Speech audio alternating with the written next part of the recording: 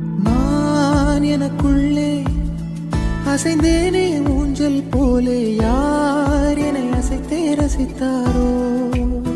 சலிக்காமல் பேரலை மேலே